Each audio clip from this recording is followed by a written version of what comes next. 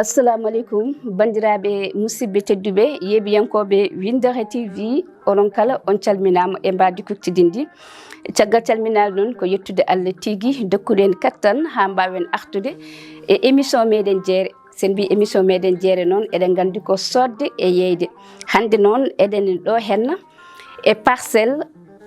marché Dior eɗen e boutique Polel textile eɗen gandi ko comci o yeyata façon comci mo jiɗɗa foof sa ari ɗo henna ma taw ɗum ɗo henna ha tenti noon ko yaadi e jamanu min taw ɗo henna brodé autrice min taw ɗo henna brodé simple min taw ɗo henna brodé pirha tawen ɗo henna brodé mo ganduɗa ko kotanak kañum tigui yaadi e jamanu kono ala no mbatten en tottat goto e cliente mo tawɗen ɗo henna kañum ne addi hen yiyande muɗum ɗo e boutique Polel textile waaw Polel textile nag boo gisee ma choisir leen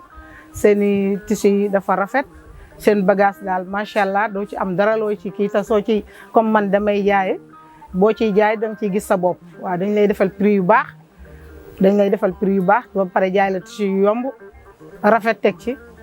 waaw fonk seen kàddu fii nag moom daanaka dinañ fi fekk yëpp ndax dañuy jël fii jesner bazin riche brodé lafaya bi xew brodé pirxa yi waaw ak brodé simple brodé yëpp lañ am ñoom façon yëpp lañ am tissu boo bëgg am na fi val am na val dañ ko fi faral di jënd comme jaaykat yu ndaw ndawaan ñuy soxla ñun ay val dañuy am val asline val coton bi val kuy def couleur yi yëpp dañ koy am te macha allah prix yu baax noo ñëwee rek dinañ la ko jàppee te ba pare seen xale yi fi nekk dañoo yaru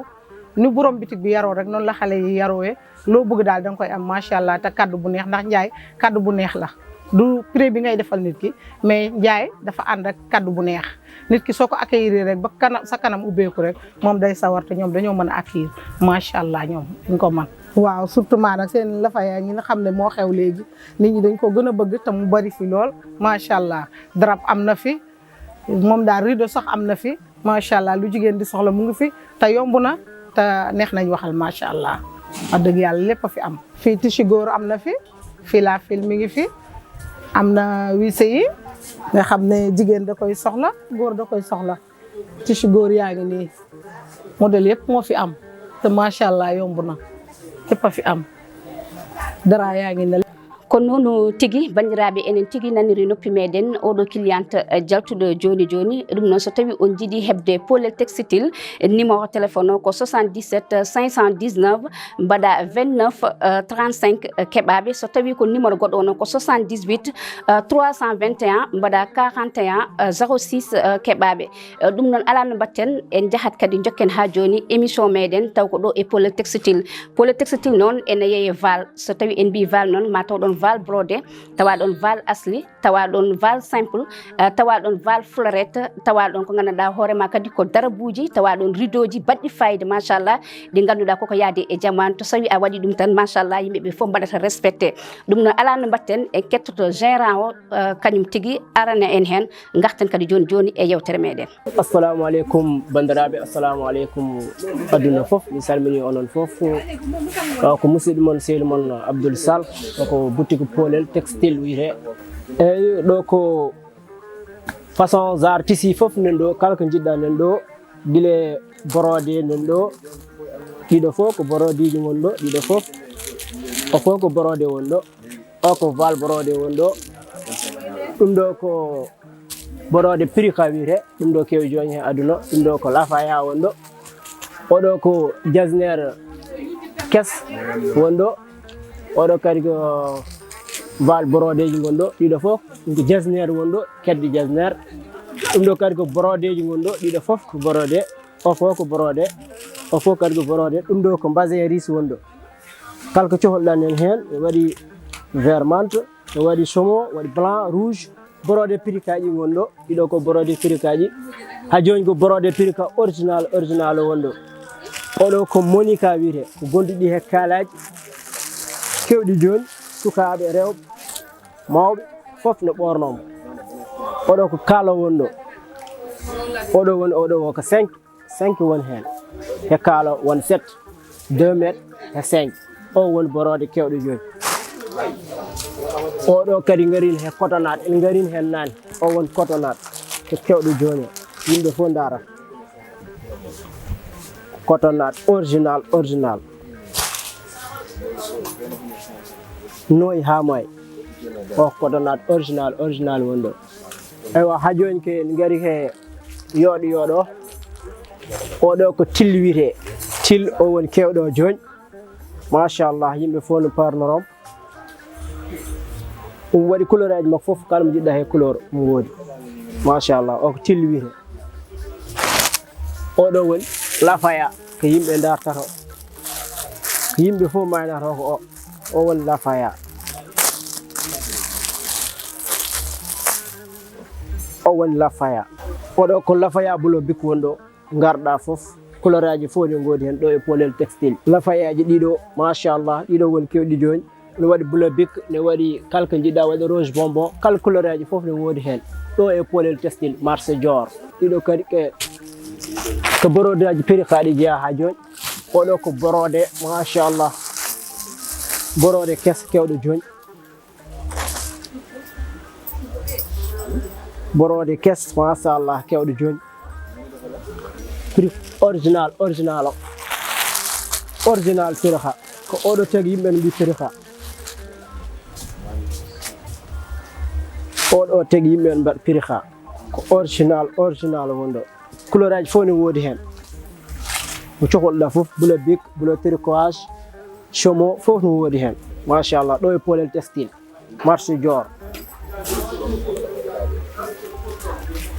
mbaɗe commande uji mon yaw oɗo ko borode mbaɗi mon présenté nan o ko prix kaji gonɗo ha joni machallah oɗo kadi ke val borodiji gonɗo machallah ɗum ko valuji tendance o e julde nde ko lafayaji lafaya ɓurɗo bombude he julde nde e prix ka o e cotonnade ɗum ko yimɓe maynata he julde nde kala lelɗo dañca place basin riso on kam tendance kal événement ko tendance ko basin riche original basin riche ɗo e Polel textile ne waɗi kal couleur ne woodi hen mi erimi dendagal julɓe fof e Polel textile adresse noon ko marché Dior numéro téléphone ko 77 519 29 35 numéro goɗɗo 78 321 41 06 ɗo e marché Dior Polel textile mbaɗon commande ji mon livraison gratuite ɗo e marché Dior Polel textile ko noonu tigi en tawi ɗo henna mo ganduɗa hoorema so tawi ari ɗo e boutique Polel textile konko tawɗa ɗo henna e yeeso makko lamgo on ma accueillir kala ko jiɗɗa ko fati e comti tan o holluma ko yaadi e jamanu ɗum noon en jettimo en jarnimo no fewi kono oto jejji tan kadi en tawi ɗo henna robboji machallah ɗi ganduɗa ko noyde jaadude e jamanu en tawi ɗo henna ɗi ganduɗa ko goude crise cukalel ene wawi haddat ɗum mawɗo ene wawi haddat ɗum sa welama kadi ketta ɓornoɗa machallah kono en tawi ɗo basin riche en tawi ɗo jasinaire en tawi ɗo ɗi ganduɗa hoorema kala ko gorko sohli tan e ñantugal ma taw ɗum ɗo hen saabu en jiiɗo tisiji worɓe baɗɗi fayidi no fewi kono en tawi ɗo cuubuji ɗi ganduɗa hoorema machallah ɗo e boutique Polel textile kono en tawi ɗo mo ganduɗa kañum tigui woni Mayram Polel Sy Elimane Diatta konko tigui jeeyi boutique Polel textile kettoɗen mo konkone o ari e boutique he joni wonata gofom salminum innuma yettode mum caggal yettude Allah nenaɗo mum mbeɗa yetta joom galla mbaɗɗo sababu foof ha ɗum ɗo fof wawi wonde mbeɗa wiya on kan ɗo woni Polel textile minen e Parcelles Assainies unité 20 marché Dior tisiji min jogui min jogui ɓornoteɗi minen jogui ko wertete minen jogui fof dal kala genre tisi mo neɗɗo sohli minen jogui min ɓuuri yaarude kadi ko banggue jasinaire cuub basin riche ko ɗum min ɓuuri andirede e minen mbaɗa hen pirkaji seeɗa aduna kam kewi foof a yadat hen tan hartomaji nan ɗo vacciji nan ɗo filuji nan ɗo kono kam ɓuuri wonde spécialité men kam ko jasinaire basin riche cuub kadi wone client en kadi ɗum tan ɓuurani ɗumen yidde sodde ɗo wonno ɗum no ɓuuri andude ɗo ɗum kadi ɓuuri wowrede kadi soɓe coodi ɗum ɗo eɓe jii hen koye mabɓe ɓe yetta kadi client ɓe gandanɗa hoorema ko ɗo tan kadi jiiɗi sodde kala koɓe coodani ɗo ɓe beltaki eɓe mbirto birkaji mawɗi machallah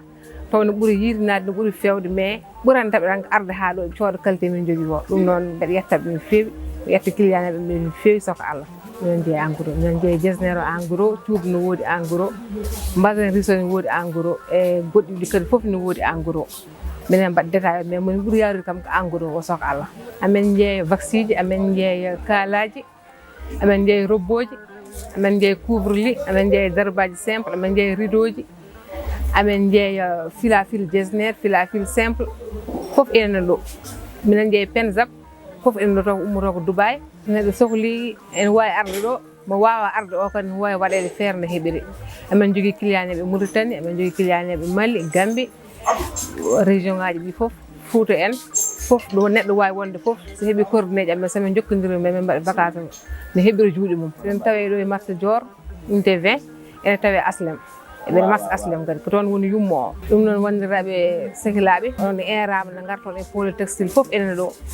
ene newi onon newtana gueɗe ɗe fof kadi gérant o nan ɗo machallah ko sukaɓe dariɓe ene pelliti te kadi kala client garɗo e bismo ɗum e mbadde mum ha daña ko yiɗi ko sooda yaaha e taw ene welti ɗum noon wandiraɓe sehilaɓe onon fof on erama ɗo e pôle textile onon cohla ɗo onon place mo nan ɗo dal kala ko jiɗɗo nan ɗo kala ko jiɗɗo nan ɗo sono jiiɗi garon coɗon so mbaɗon commande uji mon e ko part kala ɗo mbawɗon wonde bagage mon taw on ɗon minen ciftoɗon kadi adresse o ko Parcelles Assainies unité 20 marché Dior numéro téléphone donc 77 519 29 35 wassalam ko noonu tigi bandiraɓe yeɓanoɓe Windera TV ko ɗum tigi wonno komin gaddanno on hannde toon to marché Dior e boutique Polel textile kala komin kaali ɗo hen tan on jiiri guite moɗon ko ganduɗa hoorema ko gorko sohlata kono kadi ko debbo sohlata ko yaadi e jamanu so tawi oɗon jiiɗi demi gros eɗon jiiɗi en gros son gaari mon tawmo ɗon kadi o waɗat livré gratuite haydara on joɓata ɗum noon bandiraɓe musidɓe tedduɓe onon foof dogue jahon toon to Polel textile o woni ko toon to marché Dior machallah so tawi ari ɗon kala ko cohluɗa tan ko fati e ɓornugal machallah ma taw ɗum toon min ciftoro on numéro téléphone o 77 519 29 35 so tawi ko numéro goɗɗo mbatta ko 78 321 41 06 mon keɓɓe kadi ɓe mballa on holno keɓi toon bagage moɗon taw watta hay caɗele goote ɗum noon bandiraɓe musidɓe teddu min dakka on rendez vous e jeere wonde so allahu lamɗo jaaɓi Allah jarama on jarama